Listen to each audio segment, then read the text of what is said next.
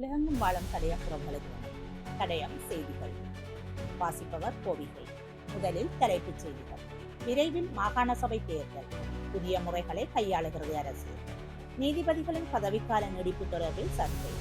நீர்கொழும்பு சிறைச்சாலை கைதிகள் காணொலி மூலம் இணைப்பு. கமேனியின் இறுதிச் சடங்கில் முகமூடியுடன் மர்ம நபர்.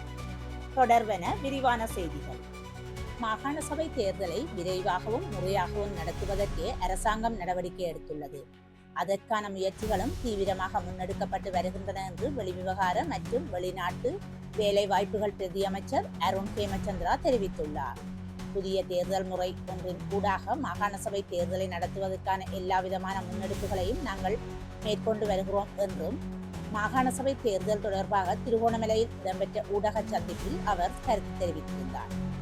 அத்துடன் அனைவராலும் ஏற்றுக்கொள்ளக்கூடிய வகையிலான புதிய தேர்தல் முறை ஒன்றினூடாக மாகாண சபை தேர்தலை நடத்துவதற்கான எல்லாவித முன்னெடுப்புகளையும் நாங்கள் மேற்கொண்டு வருகிறோம். எனவே அரசாங்கம் இந்த மாகாண சபை தேர்தலை மிக விரைவாக நடத்துவதற்கே முயற்சித்து வருகிறது என்பதுடன் அதற்கான ஆக்கப்பூர்வமான நடவடிக்கைகள் தற்பொழுது தீவிரமாக முன்னெடுக்கப்பட்டு வருவதாகவும் அவர் குறிப்பிட்டுள்ளார். உயர் நீதிமன்றம் மற்றும் மேன்முறையீட்டு நீதிமன்ற நீதியரசர்களின் பதவிக்காலத்தை மாத்திரம் நீடிக்கும் தீர்மானத்தை திருத்தம் செய்து சகல நீதிபதிகளின் பதவிக்காலத்தையும் 2 ஆண்டுகளுக்கு நீடிப்பதற்கு அரசாங்கம் அவதானம் செலுத்தியுள்ளது. நீதி சேவையில் நீதிபதி பதவியில் காணப்படும் பற்றாக்குறை மற்றும் வழக்கு விசாரணைகள் உள்ளிட்ட காரணிகளை அடிப்படையாக கொண்டு இந்த தீர்மானத்தை அரசாங்கம் எடுத்துள்ளது.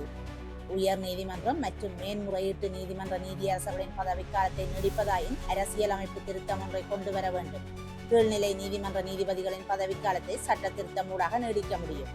நீதியரசர்களின் பதவிக்காலத்தை மாத்திரம் நீடிப்பதற்கு அரசாங்கம் எடுத்த தீர்மானத்துக்கு நீதிபதிகள் சேவை சங்கம் நேற்று முன்தினம் ஏகமனதாக தீர்மானம் எடுத்துள்ளது.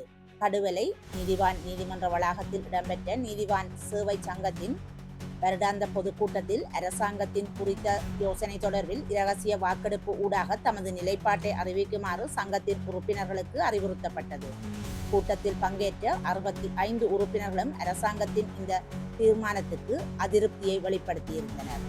நீர்கொழும்பு சிறைச்சாலையிலிருந்து மற்ற சிறைகளுக்கு மாற்றப்பட்ட கைதிகளின் நீதிமன்ற நடவடிக்கைகளை காணொலி காட்சி தொழில்நுட்பத்தின் மூலம் நடாத்துவதற்கு சிறைச்சாலைகள் திணைக்களம் தீர்மானித்துள்ளது.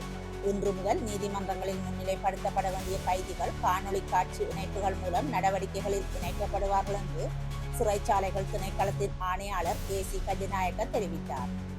நீர்கொழும்பு சிறையில் சமீபத்தில் நடந்த மோதலை தொடர்ந்து ஒரு குழு கைதிகள் மற்ற சிறைகளுக்கு மாற்றப்பட்டனர்.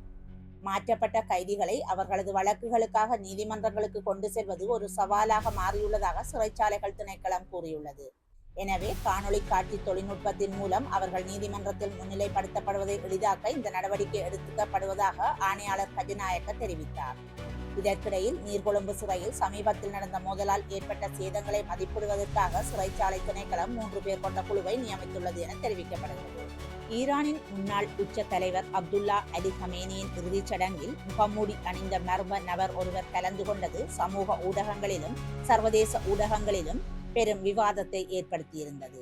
இறுதி அஞ்சலி நிகழ்வின் போது கருப்பு நிற முகக்கவசம் மற்றும் தொப்பி அணிந்த ஒருவர் முன் வரிசையில் அமர்ந்திருந்த காட்சி வெளியாகியதை தொடர்ந்து அவர் கமேனியின் மகனான மொஜ்தபா கமேனி என பலரும் தங்களது ஊகங்களை தெரிவித்திருந்தனர்.